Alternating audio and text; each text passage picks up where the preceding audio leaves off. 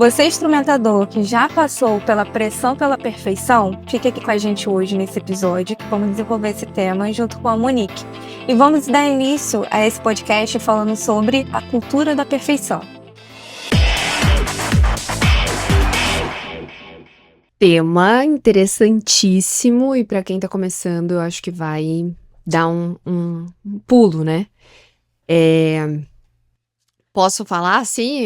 Pode. Da cultura? É. Então vamos lá, gente.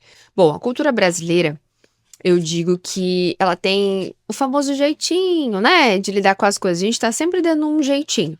Mas trazendo para o mundo da perfeição, e eu trabalhei com médicos extremamente exigentes, como no podcast passado, trazendo para esse, eu não deixei de trabalhar com médicos exigentes, eu trabalho no Einstein pelo menos 3 vezes por semana, e a cultura não é tão brasileira assim, até porque aquele jeitinho que a gente dá nas coisas, em alguns ambientes é visto como mal feito, Sim. tá?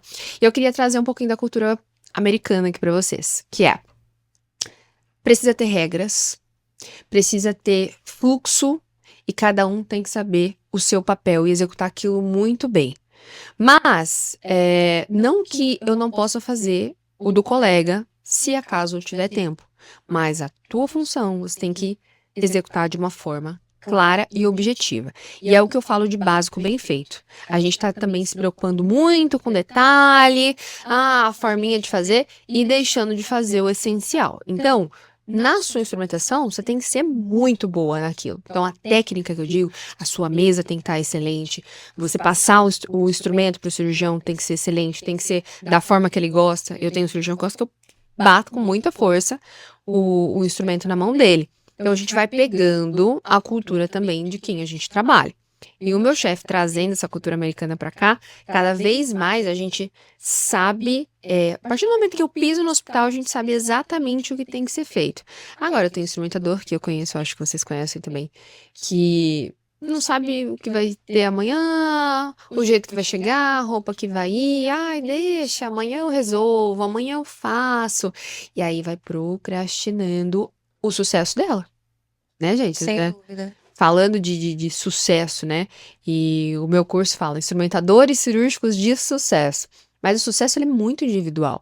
Por quê? Eu posso dar uma receita de sucesso aqui para cada uma, e você virar para mim e falar assim: vou fazer tudo, e você vai ter um resultado, ou você não fazer nem metade, e aí você vai se frustrar. Por quê? A minha realidade não é a sua. Então, por isso que lá, desde o primeiro episódio, eu falei: busque fazer o melhor com o que você tem. Eu lembro minha mãe até hoje falando de roupa, né? E eu tive que me aperfeiçoar cada dia mais, mas ela fala assim: filha, às vezes você não precisa ter uma roupa cara, porque a gente não tem condições pra ter isso, mas você vai estar com a roupa combinando, passada, alinhada, você nunca vai estar fedida.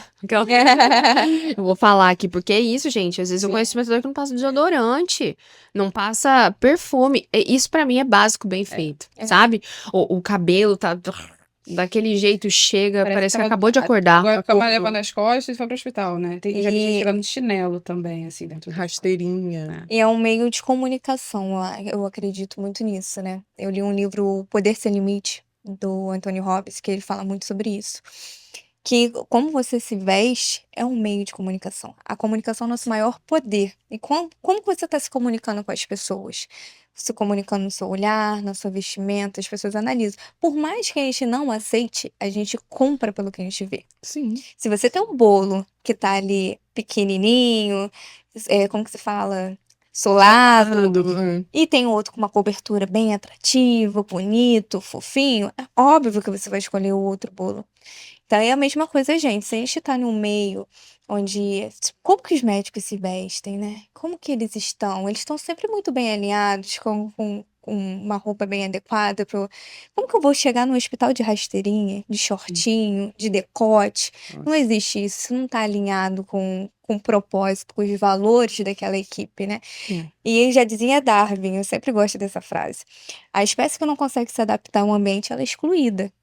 Então, se você não está alinhado com as pessoas da sua equipe, você, no momento, é excluído. Se o médico está sempre atrás de conhecimento, está sempre atrás de algo inovador, e você tá paralisado, você não faz um curso, você não se veste bem, você não fala bem. Uma hora, outra pessoa vai, porque eu não levo ninguém na minha cirurgia para não pegar o meu lugar. Não, é porque você não tá fazendo o seu melhor. O melhor é isso, é o complemento. Tipo, é igual você falou. Instrumentação é sua obrigação de saber. É isso. E o que que você faz além disso? Uhum. O que que você tem a oferecer a mais do que isso? E eu acredito que essa ideologia, né, dos Estados Unidos, que o seu médico quis trazer para cá, nada mais é isso. Vamos fazer além. O que que você pode fazer além? O que que você pode complementar sobre isso? Mas sempre ponderado por conta da perfeição, né? A gente se perde por aí. Senão a gente se perde. Eu digo, vou falar 3 pontos que eu acho importante, e eu dou até dicas para entrevistas, né? Às vezes a pessoa tá ali querendo criar a oportunidade dela e acha que é só mais uma entrevista, não procurou saber quem é o médico, quem vai estar entrevistando, não sabe técnicas de rapport, PNL, não faz nem ideia do que a gente tá falando. E aí tá começando agora. 3 pontos. Primeiro é o comportamental. Eu acho que, independente de onde você tenha vindo, se você começar a mudar a sua mentalidade para pessoas que já tiveram sucesso, para pessoas que já alcançaram o que talvez você queira alcançar, e aí a gente tá falando de inspiração, né? E não comparação. Então, se inspire em pessoas, em comportamentos que você acredite para você conseguir alcançar o que você almeja. Depois, gestos e feições. Médico, ele olha extremamente, tipo assim, você dos pés à Eles cabeça. são analíticos, né? Eles lidam com Total. pessoas, então eles são extremamente observadores. E visuais. Visuais. E visuais, muito observadores. Então eu lembro que, tipo assim, gente, eu pondero até postura, mão, jeito. O rapport, né? Uma dica de rapport aqui é a gente sentar, por exemplo, eu tô sentada junto com um médico, e ele cruza a perna, eu vou lá e eu cruzo a perna também, pra gente criar uma conexão, não no consciente, Uma mas no identificação, né? subconsciente. Sim. Exatamente, uma identificação.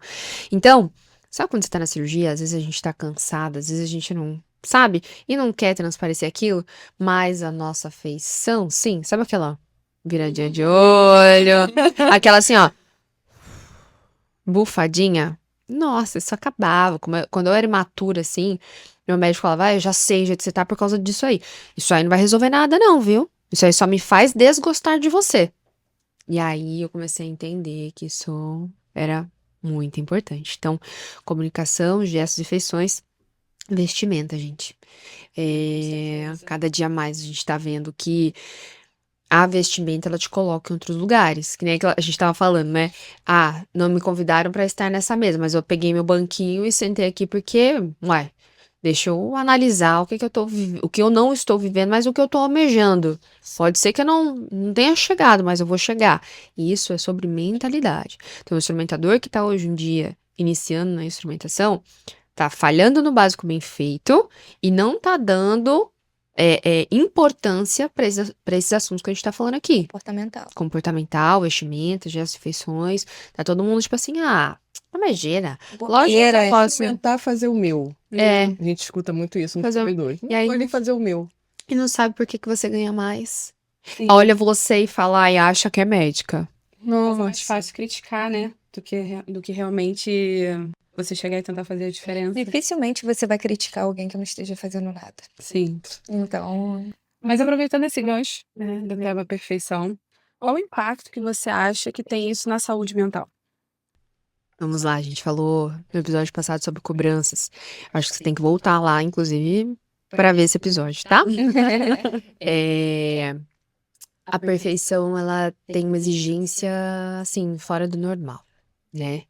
E aí, até onde você tá disposto a ir pela perfeição? A perfeição vai tirar horas de sono, a perfeição vai te gerar algo na sua cabeça de insuficiência, e aí talvez isso mexa tanto com você que você não consegue dar os próximos passos porque você se acha incapaz. Sim.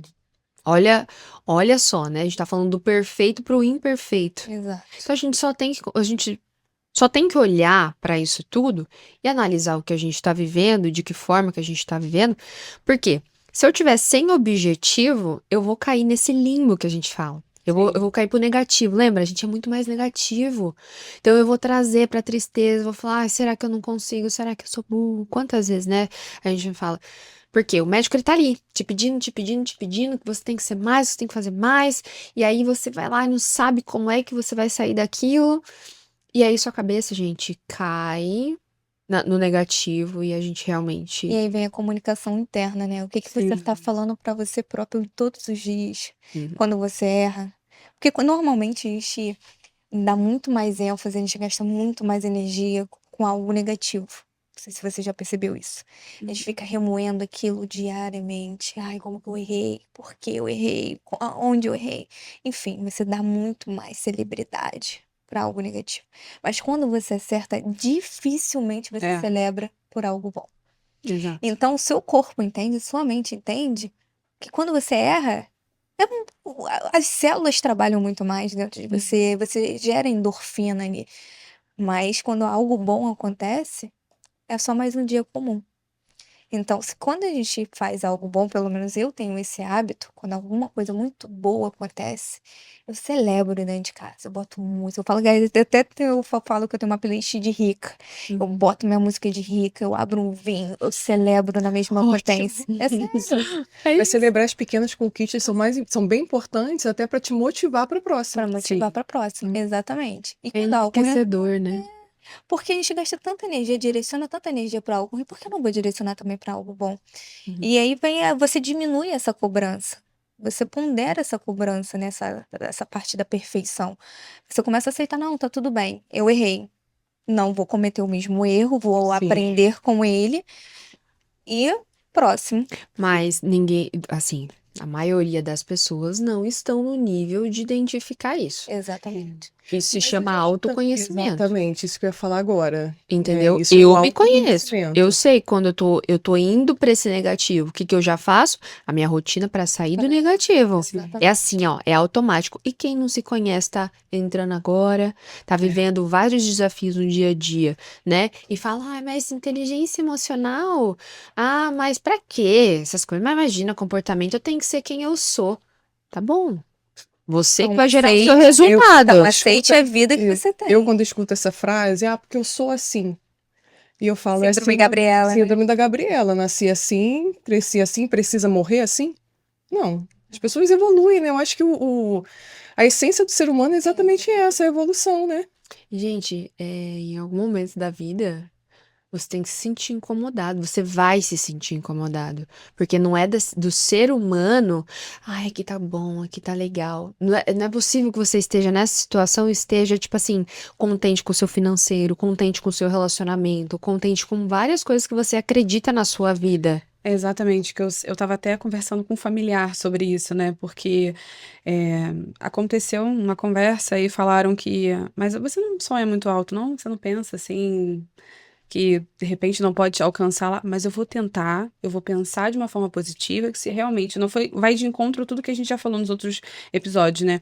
Porque se eu não tentar, e se eu não fizer, se eu não tentar fazer aquele mecanismo de forma diferente, né, do pensamento negativo, por que eu tô aqui? Não faz sentido, né? E aí, inclusive, foi um desses momentos, porque eu tenho sonhos para ser alcançados, né? Eu acho que a partir do momento quando você não tem mais sonhos na vida, não faz mais sentido nada, Não né? faz mais sentido viver. Exatamente. E eu acho que a gente sempre tem que procurar o crescimento. E aí eu vejo algumas pessoas, até familiares, amigos, colegas, né? Todo mundo naquela mesmice, assim, eu falo, eu não me encaixo nisso. Meu marido, inclusive, falou isso comigo nessa semana. Ele falou assim, eu penso muito alto, eu sonho alto, porque eu quero chegar até esse objetivo aqui, e tem que ser assim. Então a gente precisa andar com pessoas que pensam da mesma maneira que a gente, que, enfim, a gente impulsione eles e que eles nos impulsionem.